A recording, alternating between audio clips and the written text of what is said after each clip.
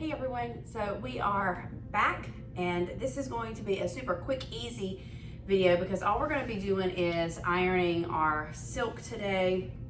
So the silk has set, the silk has been dyed, it's been sewn, and it has hung to dry. Typically I do it while it's still slightly damp. However, I didn't have time to get to it while it was still slightly damp, and so now it's completely dry, which is not a big deal. I just feel like the little wrinkles come out a lot easier if it's slightly damp. But if you do run across that problem, a little spray bottle with water on top of kind of like some hard to smooth out places will really help. I use I don't even know how you pronounce it. Is it Chia? C-H-I. This is the iron that I use. It's the titanium bottom, titanium ceramic. It has seen its better days. I definitely need to replace it. It's broken in a few spots where I have inadvertently dropped it, and so it's cracked, but it's still holding water and it's still working for now. Yeah, so it's filled up full of water. I keep a cup of water next to me so that I can continue to fill it. I'll probably fill it about 4 times for this double layer set flag. Yeah, so I guess we'll get started. It's super simple. Don't be afraid to iron your silks. Of course, well, actually, I just realized my silk is my iron is super hot, so I've got to turn it down. Let it cool for a moment. Remember that you can definitely iron your silk with an iron. You do just need to be mindful of how hot your iron is. You don't want your iron super hot. I have a silk setting on here and I have the steam turned all the way up, so that will help release some of the wrinkles. Also, when you're ironing, you're not going to want to keep your iron in one spot for too long because it can most definitely burn your silk and it will ruin all the hard work that you have put in to your flags. So definitely let your iron be on a silk setting, and use your steam. So that's, yeah, let's see if hopefully it's cooled off enough. All right, so what I do is I like to hold my silk on the corner and just kind of give it a slight pull so it straightens out the wrinkles. And I do that all the way along the top edge. Hold my rod. And I do typically hold this under my arm. Sometimes I'll put it on the other side of my table. Really, you just don't want this cord continually rubbing against your silk because you don't want it to wear a spot in your silk. So basically we are just doing a quick one over on the silk, and that's really all it needs. Once you get it all ironed, you will be able to put these 2 pieces together and we'll finish doing our double layer flags. I'm grabbing the silk. So, super easy. Just don't be afraid. I have tried like to steam them with like the hand steamers where you just kind of like spot steam it, and I have not had much luck doing that, and this has actually been the easiest for me and the most effective. But like I said, just move your iron super quick so that you're not staying in one spot. You most definitely will burn your silk if you leave it in one spot for too long. I know because I have done that myself, and nobody wants to ruin a project that they have worked on for a good amount of time. So I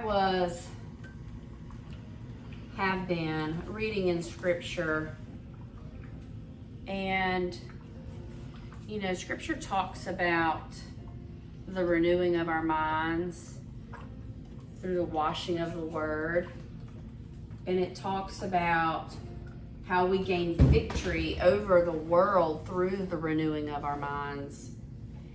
And so often we can get overwhelmed by the world, and we can have opportunities to be worldly. You know, conversations can come up, frustrations, you know, our flesh wants what our flesh wants. And, you know, if we are willing to be submissive to the Holy Spirit, if we're willing to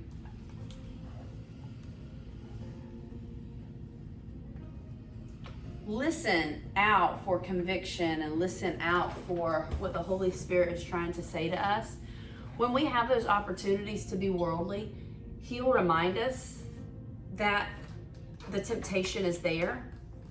But Scripture also says that where there is temptation, He's provided a way out. And that way out is through the Holy Spirit. It is through the indwelling power that the Holy Spirit gives us. You know, the Holy Spirit is who helps us to be holy. And to be holy is to be set apart.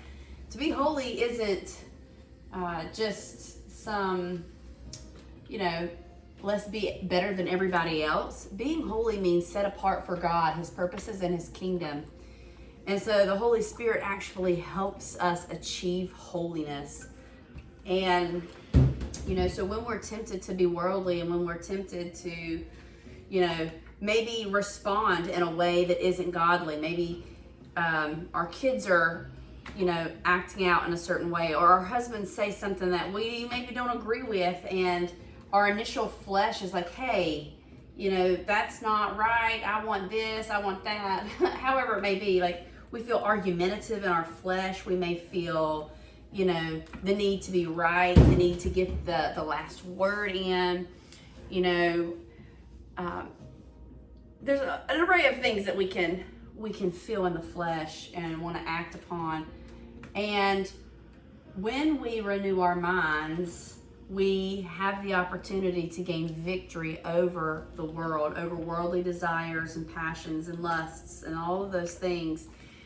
And I know what's worked for me in my life as I've walked with Jesus. And I would encourage you to do the same. I have a little spot that's not getting unwrinkled, so just give it a little spray with your water and it'll go over it while it's super wet, and then it'll help pull those wrinkles out. Anyways, what has worked for me in overcoming and being victorious in these moments is when I recognize inside of myself the desire to be right, the desire to be heard, the desire to walk in my flesh. I'm reminded by the Holy Spirit that there's a better way.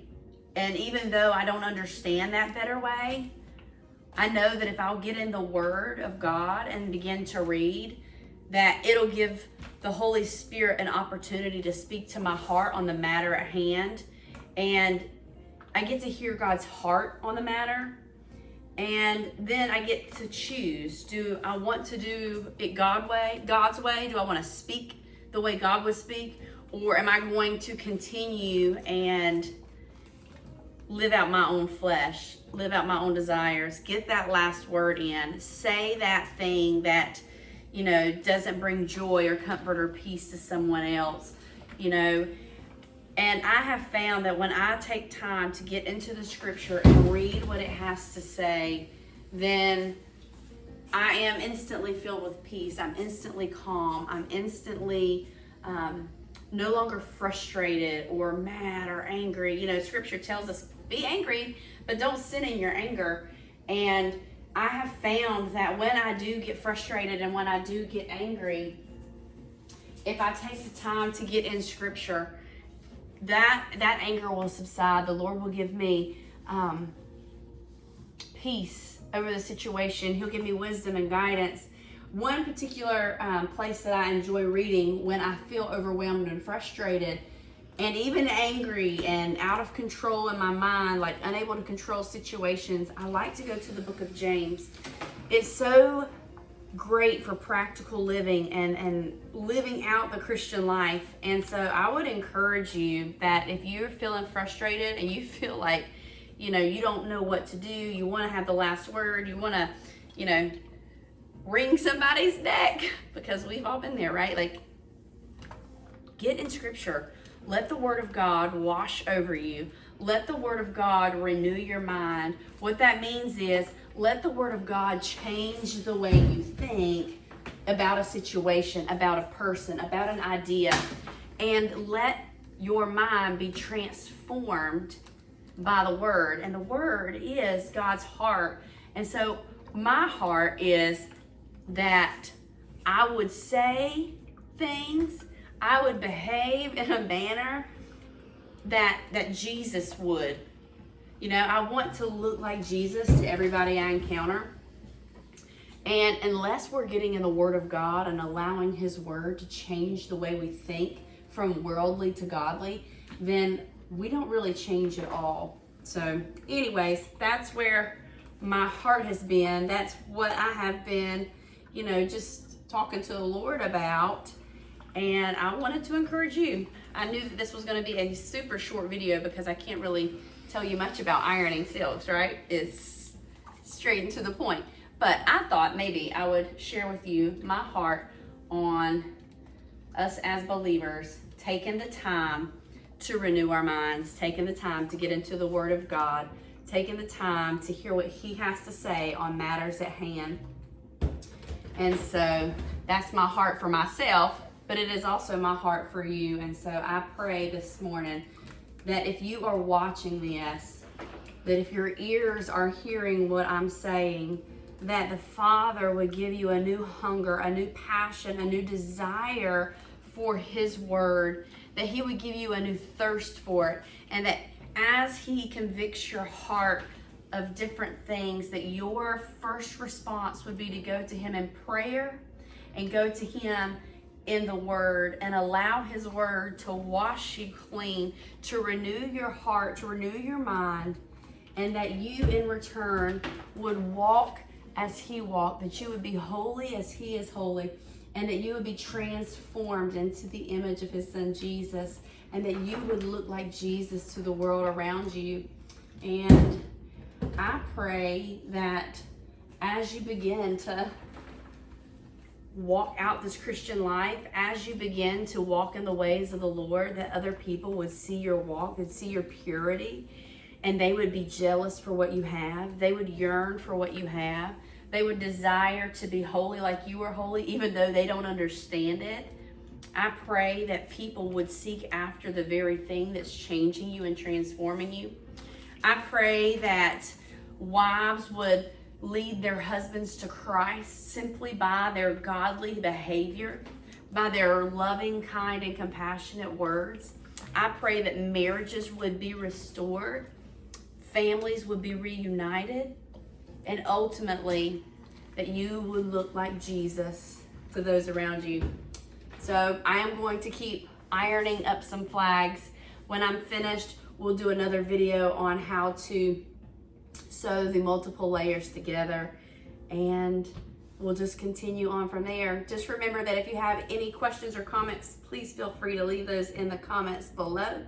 And if you have a video request of how to make flags, then let me know and I'll see what I can do to get that video up and running for you to help teach you different techniques that I know and that I have self-taught myself along the way through the Holy Spirit. Holy Spirit's really the one who's teaching me, and it's been a fun process, and I am glad that I get to share this process with you so that you can also make your own silk worship flags. So anyways, we'll talk to you soon. Bye.